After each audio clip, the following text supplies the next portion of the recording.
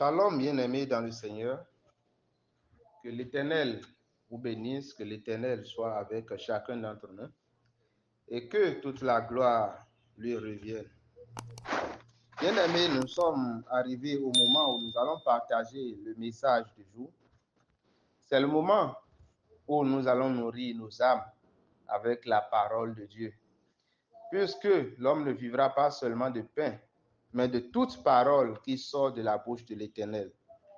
Mais bien avant de commencer l'enseignement, je vais nous inviter à une petite prière. Où que vous soyez actuellement en train de m'écouter, mettez votre main sur votre cœur et nous allons prier l'Éternel des armées. Père céleste, Père tout-puissant, merci pour ta grâce.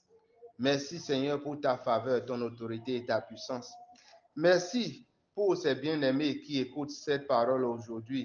Merci Seigneur Éternel des armées pour m'avoir pris aussi comme canal afin de partager au Éternel des armées ton message. Seigneur, je prie Père dans le nom suprême de Jésus-Christ et je commande au Éternel des armées que notre atmosphère soit disposée maintenant au Éternel des armées au nom suprême de Jésus-Christ de Nazareth, afin, Seigneur, que ton message soit bien passé, Père, dans le nom suprême de Jésus-Christ. Que ta droite puissante touche, Papa, avec nos cœurs, que ton Saint-Esprit, ô Éternel des armées, ton Saint-Esprit, ô Seigneur Jésus-Christ de Nazareth, puisse, ô Seigneur, disposer les cœurs. Rendre nos cœurs fertiles à la semence de ta parole, ô Éternel très saint, afin, Seigneur, que ces paroles puissent porter fruit dans notre vie. Que les cœurs soient transformés, ô Éternel des armées. Que les vies, Seigneur, soient sauvées, que des captifs soient libérés, que Père Céleste, Éternel des armées, que des opprimés soient renvoyés libres, que les estropiés marchent, Seigneur, que les sourds entendent, que les aveugles voient, ô Père Céleste, Éternel des armées. Je prie, ô Saint des Saints, que les signes et les prodiges accompagnent, ô Seigneur Tout-Puissant, ta parole, afin, Père, que tous puissent reconnaître que Jésus-Christ est ressuscité d'entre les morts et qu'il est vivant. Merci Seigneur pour ta grâce. Merci pour ta faveur. Merci Éternel des armées pour tout. Au nom suprême de Jésus-Christ, nous avons prié. Et le peuple de Dieu me donne un bon Amen. Amen. 3 bons Amen. Amen. Amen. Amen. Au nom de Jésus. Amen. Alléluia. Gloire à ton nom, Seigneur. Alors, bien-aimés, le dimanche passé, nous avons introduit un enseignement avec pour thème Yahvé le seul sauveur. Au terme de cette première partie, nous avons retenu 8 points essentiels. Et le premier point était qu'il n'y a pas d'autre Dieu, qu'il n'y a pas d'autre sauveur en dehors de Dieu. Il n'y a pas d'autre sauveur en dehors de Dieu. Le deuxième point que nous avons retenu, c'est que quand nous disons Dieu, nous disons Yahvé. Évoquer Dieu n'est pas toujours synonyme d'évocation de Yahvé. Yahvé ne sauve que par alliance. Une alliance nous est accordée, je suis déjà sur le 4e point, une alliance nous est accordée pour accéder à Yahvé. Et cette alliance, c'est Jésus-Christ de Nazareth. Cette alliance est prête, le sang est versé.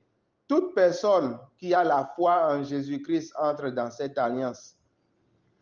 Dieu n'agira pas en dehors de Jésus-Christ, c'est-à-dire pas en dehors de l'alliance. Celui qui veut donc bénéficier du secours de Dieu est tenu de connaître l'alliance et la preuve qu'il connaît l'alliance, c'est qu'il y croit et espère et agit selon les clauses de cette alliance. Alléluia. Dieu a fait ses preuves par le passé et ne commencera pas à échouer par toi et moi. Assurons-nous juste d'être dans les clauses de l'alliance. Voilà les 8 points essentiels que nous avons retenus pour l'enseignement passé. Aujourd'hui, nous allons voir la suite de l'enseignement. Elle s'intitule « Yahvé, le Dieu d'alliance ». Donc, le sous-thème que nous allons voir aujourd'hui s'intitule « Yahvé, le Dieu d'alliance ». Alors, Quand on parle d'alliance, il s'agit d'une entente gagnant-gagnant entre deux personnes, deux groupes de personnes, au sein de laquelle chaque partie s'engage à participer d'une manière donnée. Chaque partie a sa responsabilité et la participation de chaque partie à l'alliance constitue le lien qui relie les deux parties. Nous parlons ainsi de relation. Bien-aimés, c'est dans ce cadre que le Dieu de la création, après avoir créé des créatures libres, permet à ces créatures d'entrer en alliance avec lui. Ainsi, il devient leur Dieu et eux, ils deviennent son peuple.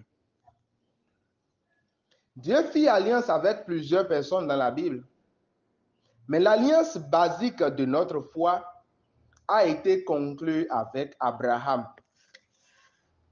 Je nous invite en effet à ouvrir nos Bibles. J'espère que vous avez votre Bible à côté. Nous allons lire Genèse 17, versets 1 à 9. Je lis au nom de Jésus-Christ de Nazareth. Amen. Alors, le passage nous dit, lorsque Abraham fut âgé de 99 ans, l'Éternel apparut à Abraham et dit, je suis le Dieu Tout-Puissant. Marche devant ma face et sois intègre. J'établirai mon alliance entre moi et toi, et je te multiplierai à l'infini. Abraham tomba sur sa face, et Dieu lui parla en disant, voici mon alliance que je fais avec toi. Tu deviendras père d'une multitude de nations. On ne t'appellera plus Abraham, mais ton nom sera... On ne t'appellera plus Abram. On ne t'appellera plus Abram. Voilà, c'est Abram qui fut âgé de 99 ans. On ne t'appellera plus Abram, mais ton nom sera Abraham. Car je te rends père d'une multitude de nations. Je te rendrai fécond à l'infini. Je ferai de toi des nations et des rois sortiront de toi. J'établirai mon alliance entre moi et toi et tes descendants après toi, selon leur génération. Ce sera une alliance perpétuelle en vertu de laquelle je serai ton Dieu et celui de ta postérité après toi. Je te donnerai et à tes descendants après toi le pays que tu habites comme étranger, tout le pays de Canaan en possession perpétuelle, et je serai leur Dieu. Dieu dit à Abraham, toi, tu garderas mon alliance, toi et tes descendants après toi, selon leur génération. Alléluia. C'est la parole de Dieu que nous avons lue au nom de Jésus. Amen, alléluia. Alors, si nous écoutons ce passage, c'est ainsi que Dieu, le Dieu de la création, est devenu le Dieu d'Abraham, d'Isaac et de Jacob. Cela est bien précisé dans le verset 7.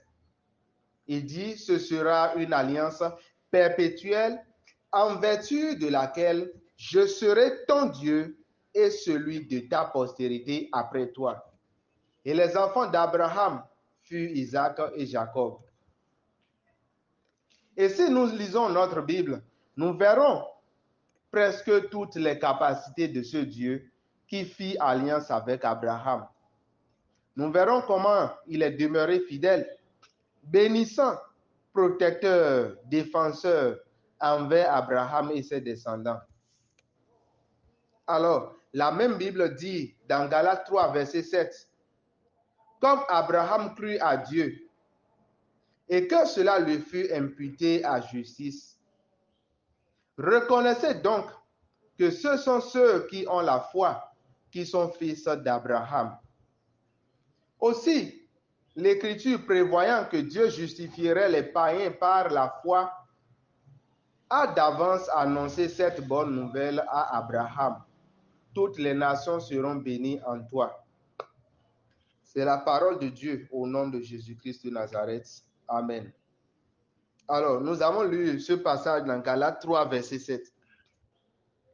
Alors, qu'est-ce que ce passage veut dire concrètement? Cela veut dire que le Dieu de la création, Yahvé, ne devient ton Dieu que par le moyen de la foi en Jésus-Christ. La foi en Jésus-Christ est la porte pour entrer de nos jours en alliance avec ce Dieu puissant. Et ainsi, tu pourras bénéficier des promesses faites à Abraham. Alors, toi qui as accepté Jésus-Christ dans ta vie, je déclare que Yahvé te multipliera à l'infini au nom suprême de Jésus-Christ de Nazareth. Reçois cette grâce au nom suprême de Jésus-Christ. Donne-moi ton amen. Donne-moi encore un amen. Donne-moi un troisième amen. Et sois béni au nom de Jésus-Christ de Nazareth. Mais j'aimerais que nous fassions attention à ce que Dieu dit à Abraham dans Genèse 17, versets 1 et 2. Dieu dit, la parole dit, lorsque Abraham fut âgé de 99 ans, l'Éternel apparut à Abraham et lui dit, je suis le Dieu Tout-Puissant. Marche devant ma face et sois intègre. J'établirai mon alliance entre moi et toi et je te multiplierai à l'infini. Fin de citation. Genèse 17, versets 1 et 2. Alors, dans ce passage, nous allons souligner ici quelques vérités que chacun d'entre nous doit retenir pour sa relation avec Dieu. Le premier point que nous allons retenir, c'est que Dieu a fait alliance avec Abraham à l'âge de 99 ans. Alors, vu que l'espérance de vie d'un être humain aujourd'hui est d'environ 99 ans, cela voudra dire que quel que soit ton âge aujourd'hui, quel que soit ce que tu as fait les années passées, Dieu peut encore entrer en alliance avec toi et te bénir, toi et tes descendants après toi. C'est ainsi que la Bible nous dit dans 2 Corinthiens 5, verset 17, je cite, « Si quelqu'un est en Christ, il est une nouvelle créature. Les choses anciennes sont passées. Voici toutes choses sont devenues nouvelles. » Quel que soit ton âge et ton passé, Dieu peut encore faire de toi une nouvelle créature si seulement tu peux exprimer ta foi en entrant en alliance avec lui. Alléluia. Il y a beaucoup qui sont grugés par la culpabilité. Ils ont fait tellement de choses dans leur vie.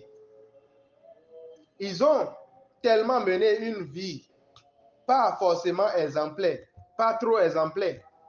Et aujourd'hui, ils se disent, moi, je ne peux plus être sauvé. Je me rappelle que la dernière fois, j'essayais d'évangéliser un vieux. Il doit être un vieux de la soixantaine, voilà environ.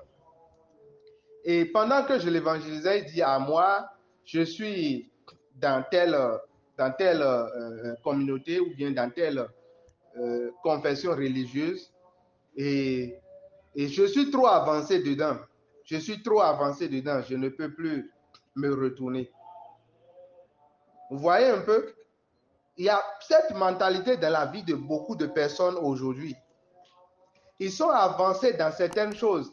Ils se sont plongés dans certaines choses. Ils ont tellement évolué dans la chose que aujourd'hui ils se disent, je ne peux plus me retourner. Là où je suis, je ne peux plus me retourner. Bien-aimé, Abraham avait 99 ans. Et quelle que soit la vie qu'il a eue dans le passé, il a pu se retourner pour suivre Yahvé qui lui est apparu. Pour suivre Yahvé qui lui a parlé, comme je suis en train de te parler actuellement. Que l'Éternel te fasse grâce de le suivre au nom suprême de Jésus-Christ de Nazareth. Toi qui n'as pas encore eu la grâce de commencer par le suivre. Et que toute la gloire lui revienne. Alors, le deuxième point que nous allons énumérer dans ce passage, c'est que le Dieu d'Abraham, d'Isaac et de Jacob, Yahvé, est le Dieu tout-puissant, c'est-à-dire rien ne lui est impossible. Qu'est-ce que cela voudra dire?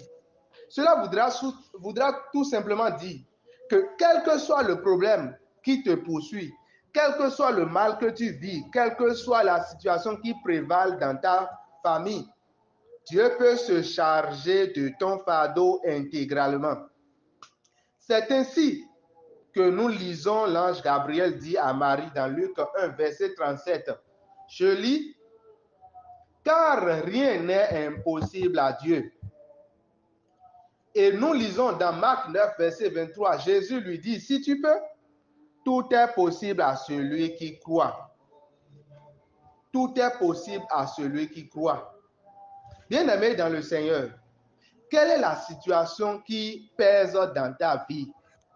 Quel est le poids que tu as sur le cœur? Qu'est-ce qui met ton âme en détresse, bien-aimé?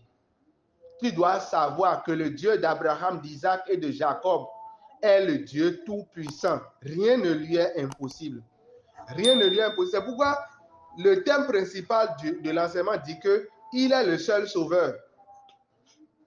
Si tu vas trouver un esprit quelconque, si tu vas trouver un gris-gris, si tu vas trouver certaines choses que nous utilisons souvent en tant qu'être humain pour se soutenir spirituellement, ces choses ne pourront jamais jouer tous les rôles qu'il faut dans ta vie.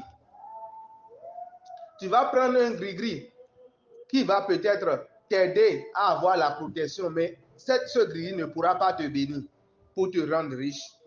Tu vas prendre un gris-gris pour t'enrichir, mais ça ne pourra pas assurer ta protection. Tu vas prendre un gris-gris ou un fétiche pour avoir peut-être un enfant, mais cela ne pourra pas assurer que les enfants puissent accomplir parfaitement leur destinée et vivre dans la gloire après toi. Bien-aimés, nous le disons souvent en fond que les gris-gris ont 4 doigts alors que Dieu a 5 doigts.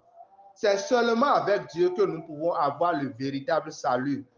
Le salut dans lequel il y a tout, il s'appelle le Dieu tout-puissant. Et quel que soit le fardeau qui pèse sur notre vie, Dieu peut nous venir en aide et nous décharger intégralement. Alors, le troisième point que j'aimerais que nous puissions retenir, c'est que quand Dieu rencontra Abraham, les instructions qu'il lui donna sont: marche devant ma face et sois intègre. Marche devant ma face et sois intègre. Cela veut dire, quand nous manifestons notre foi en acceptant Jésus-Christ dans notre vie, nous devons marcher devant Dieu et nous devons être intègres devant lui. Marcher devant la face de Dieu, c'est se livrer à lui tel que nous sommes, sans rien lui cacher. Même si nous péchons, nous ne devons pas le cacher à Dieu. Nous ne devons pas être comme Adam, qui est parti se cacher derrière l'arbre quand il avait péché contre Dieu. Et le livre de Proverbes, chapitre 18, verset 13 nous dit: celui qui cache ses transgressions ne prospère point, mais celui qui les avoue les délaisse et obtient miséricorde. Celui qui les avoue les délaisse et obtient miséricorde. C'est la parole de Dieu. Et dans le psaume 32, verset 3 à 4, nous lisons: tant que je me suis tu, mes os se consumaient. Je gémissais toute la journée, car nuit et jour, ta main s'apesantissait sur moi. Ma vigueur n'était plus que sécheresse, comme celle de l'été. Alléluia. Alléluia. Un chrétien qui ne reconnaît pas ses transgressions et les cache devant Dieu se fait du mal. Et ceci peut faire obstacle aux promesses de Dieu dans sa vie. La deuxième partie de cette instruction appelle à l'intégrité. L'intégrité, c'est l'autre côté de la vie chrétienne qui fait que plusieurs chrétiens ne voient pas les promesses de Dieu s'accomplir dans leur vie. Quand nous cherchons la définition du mot intègre dans le dictionnaire Robert nous propose deux sens. Le premier sens, c'est l'état d'une chose qui demeure intacte, entière. Le deuxième sens, c'est l'honnêteté, probité absolue. Plusieurs chrétiens n'ont pas mis leur foi entière en Dieu. Plusieurs ont compté sur des relations qui les ont déçus, d'autres sur leur travail qui les ont déçus. Puis, il y a d'autres qui s'offrent d'autres aides spirituelles autres que l'aide que le Seigneur offre. Ils font les gris-gris, les fétiches et reviennent à l'église, espérant ensuite obtenir la main de Dieu dans leur vie. Dieu aime les cœurs qui lui appartiennent intégralement. Il dit dans Apocalypse 3, verset 16, « Ainsi, parce que tu es tiède et que tu n'es ni froid ni bouillant, je te vomirai de ma bouche. » Ceci constitue le problème de plusieurs chrétiens aujourd'hui.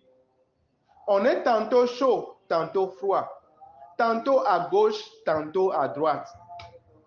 Il dit, ainsi, parce que tu es tiède, que tu n'es ni froid ni bouillant, je te vomirai de ma bouche. Et dans Jacques 1, verset 6 à 7, nous lisons, mais qu'il la demande avec foi sans douter, car celui qui doute est semblable au flot de la mer, agité par le vent et poussé de côté et l'autre. Qu'un tel homme ne s'imagine pas qu'il recevra quelque chose du Seigneur. C'est un homme irrésolu, inconstant dans toutes ses voies. Que le Saint-Esprit nous assiste. Bien-aimés, il y a un phénomène qui est en train de remplir le pays aujourd'hui. C'est que tantôt à la radio, tantôt à la télévision, vous allez voir plusieurs personnes venir se présenter, des prêtres occultistes, des animistes ou bien des féticheurs, ainsi de suite. Ils viennent se présenter à la télévision et ils proposent des solutions. Ils proposent des solutions. D'autres vont proposer des choses pour bien vendre au marché, des choses pour avoir la protection, ainsi de suite. Il y a plein de solutions qui viennent à la télévision. Et nous, en tant que chrétiens, quand nous tombons sur ces choses, nous ne devons pas en effet nous adonner à ces choses. Nous ne devons pas être en train de compter sur Dieu et au même moment, bien-aimés, en train d'acheter ces genres de choses pour les utiliser, bien-aimés. Nous devons réellement compter sur Dieu. Car si nous sommes froids, nous ne sommes ni froids, ni chauds, ni froids, ni bouillants, nous risquons d'être vomis. Nous risquons d'être vomis. C'est-à-dire, nous risquons d'être délaissés par Dieu. Nous devons compter intégralement sur Dieu et fermer les yeux sur ces solutions à la télévision, à la radio, ces solutions qui viennent à nous à tout bout de rue aujourd'hui. Bien-aimés, notre Dieu s'appelle le Tout-Puissant. Il est largement puissant pour suffire à nos besoins. Il est le tout suffisant. Alors apprenons à compter sur lui, à lui faire confiance, à être chaud. Et ainsi, nous serons bénis de toutes sortes de bénédictions, car rien ne lui est impossible. Alléluia. Le quatrième point que je voudrais que nous puissions observer dans ce passage, c'est que il dit, j'établirai mon alliance entre moi et toi et je te multiplierai à l'infini. En effet, c'est en effet au quatrième point que le Seigneur établit son alliance. C'est-à-dire que rien ne pourra plus l'empêcher de te faire du bien et d'accomplir envers toi toutes ses promesses. car tu auras cru en lui, reconnu sa toute-puissance, marché devant sa face et que tu auras été intègre. Bien-aimé, la vie chrétienne est une vie de processus. Dieu n'accomplit pas envers nous toutes ses promesses du jour au lendemain, mais il prend le temps de marcher avec nous. Si nous sommes vraiment chauds, il établit son alliance avec nous et nous utilise pour bénir d'autres. Si nous sommes froids, il nous encourage le temps de nous réchauffer. Mais quand nous demeurons tièdes, nous lui demeurons inutiles. Nous retardons l'établissement de l'alliance et ne jouissons en effet qu'arbitrairement des promesses de Dieu. Que le Seigneur nous vienne en aide dans notre foi. Bien-aimés, nous devons être chauds. Nous devons être chauds, marcher devant Dieu. Nous devons être chauds, marcher devant Dieu. Il y a plusieurs. Tu vas dans une église, tu restes là peut-être quelques mois, 3 mois, 6 mois, peut-être 1 an. Aussitôt que tu n'as pas encore ce que ton cœur désirait, tu changes peut-être d'église ou bien tu vas maintenant dans un groupe occulte ou bien tu vas consulter un féticheur, tu vas consulter un charlatan, tu vas utiliser des petites solutions rapidement. Peut-être tu dévies du chemin, tu fais ça pendant peut-être 1 mois, 2 mois et puis tu reviens. Tu as perdu du temps. Tu reviens et quand tu reviens, tu fais encore un peu de temps et tu repars. Quand est-ce que Dieu va établir son alliance avec toi? L'alliance s'établit dans la constance. Tu dois être constant, te donner corps et âme dans la maison de Dieu. Te donner corps et âme dans la maison de Dieu. Suivre Dieu concrètement, sans dévier ni à gauche ni à droite, sans suivre d'autres solutions. Tu te concentres sur l'Éternel, ton Dieu. Et tu marches avec lui.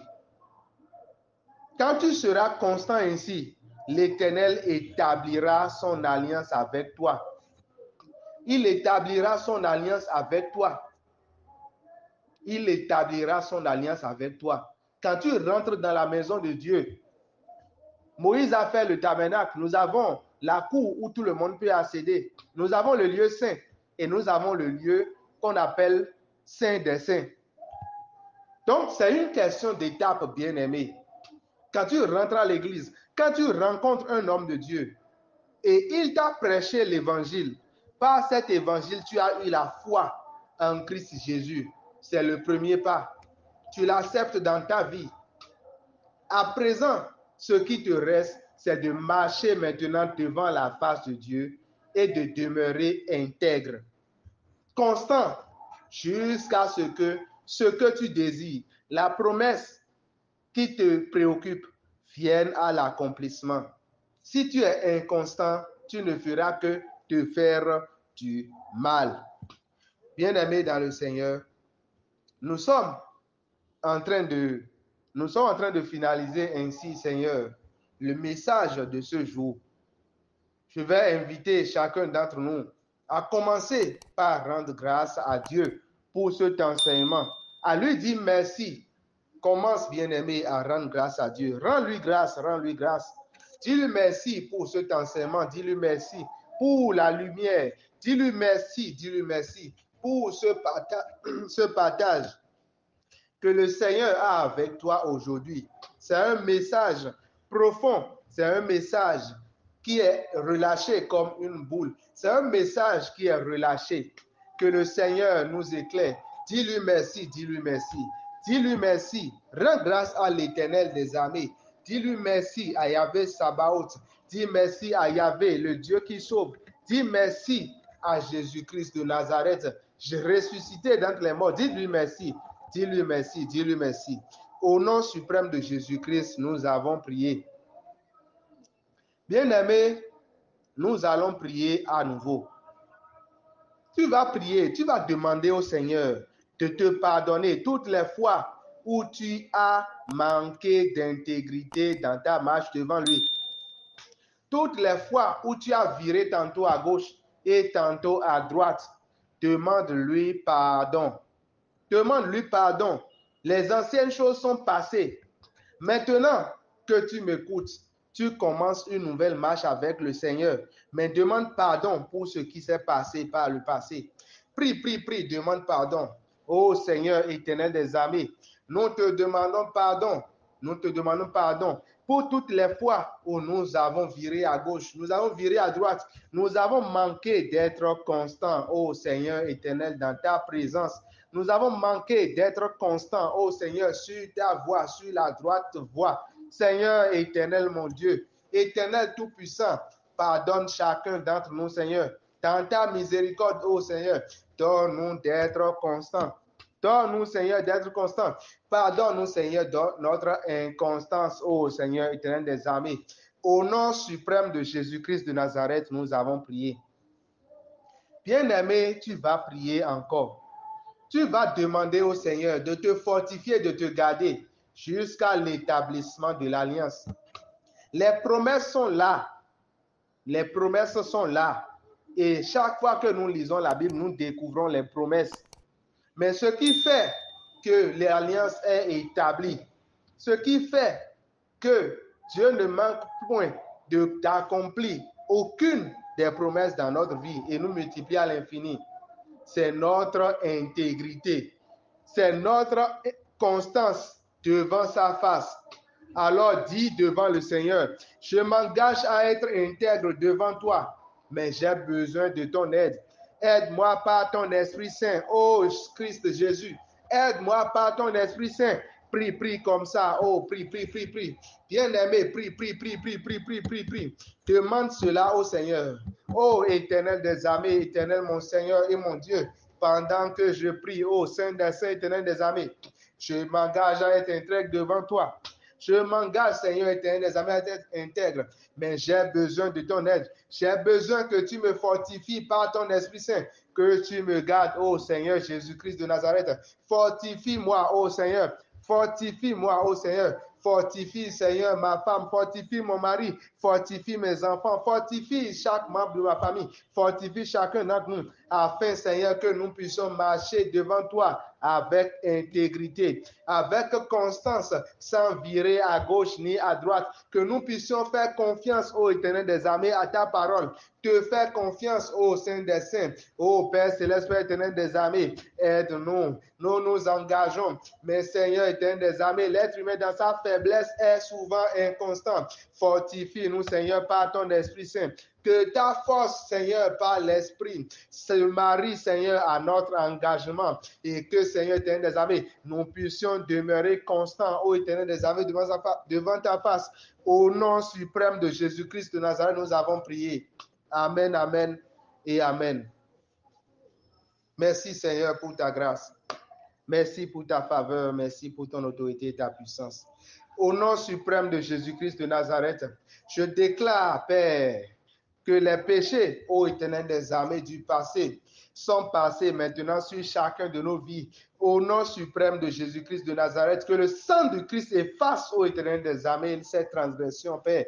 Au nom suprême de Jésus-Christ de Nazareth, et que toute la gloire, que le Fils Jésus-Christ soit glorifié dans le Père, et que le Père soit glorifié dans le Fils. Au nom suprême de Jésus-Christ de Nazareth, je prie au Père et je déclare, Père, que le Saint-Esprit du Seigneur Jésus-Christ de Nazareth nous fortifie et nous garde dans les voies de l'Éternel. Je déclare que nous demeurons intègres dans les voies de Dieu désormais.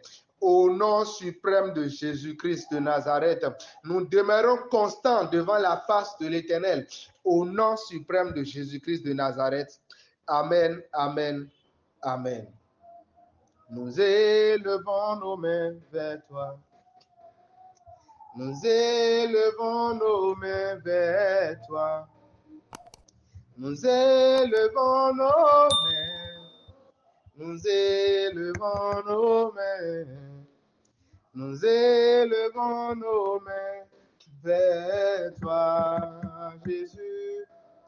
Nous élevons nos vies vers toi. Nous élevons nos vies vers toi, Jésus. Nous élevons nos vies. Nous élevons nos vies. Nous élevons nos vies vers toi, Jésus. Merci Seigneur pour ta grâce. Merci Saint des Saints éternel des armées. Merci Père. Au nom de Jésus-Christ de Nazareth, nous avons prié. Amen. Amen.